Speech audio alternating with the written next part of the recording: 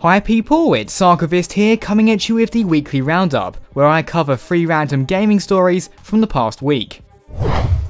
In what I believe to be a very shocking move, Rise of the Tomb Raider will be exclusively coming to the Xbox One and possibly the Xbox 360. As gamers, we all understand why exclusives exist. By making a game only available on one console, the consumer must therefore purchase the console to play the game. Halo, Uncharted and Mario Kart are all examples of exclusives that have been considered system sellers. What makes this move so strange though is that the original Tomb Raider reboot from 2013 was available on the PlayStation 3, Xbox 360 and the PC, and the later Definitive Edition was available on both the PlayStation 4 and the Xbox One.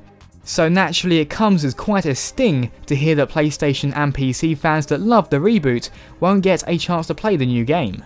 I'm not going to dispute that this was a good business move by Microsoft to pay for exclusivity, but I do believe this to be disturbingly anti-consumer. Another thing to keep in mind is that Square Enix were not happy with the sales figures of the 2013 game, and so releasing Rise of the Tomb Raider onto only the Xbox One, which by the way has a smaller install base than the PlayStation 4, seems really strange.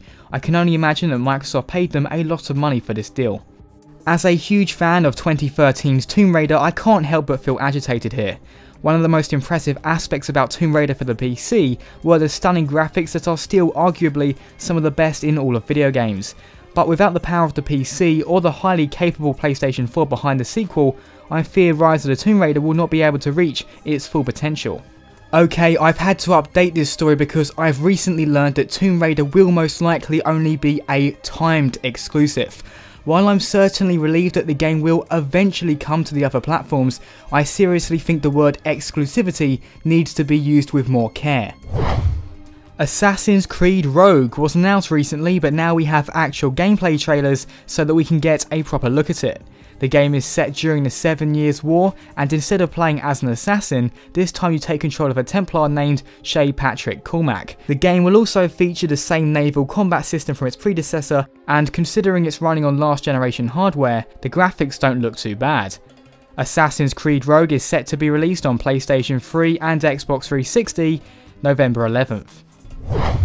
BioWare have revealed their new game entitled Shadow Realms. The PC game will be set in a constantly evolving modern fantasy world, offering 4 vs 1 action RPG gameplay. Players will either be able to play for or against the Shadow Lord, building experience and progression depending on whether they have chosen good or evil. Furthermore, the overarching narrative will be released episodically. Shadow Realms will be released in late 2015 and consumers can register now for a closed alpha. This was the weekly roundup. If you have anything to say on the topics covered, be sure to voice your opinion in the comments below. As always people, thanks very much for watching and see you next time.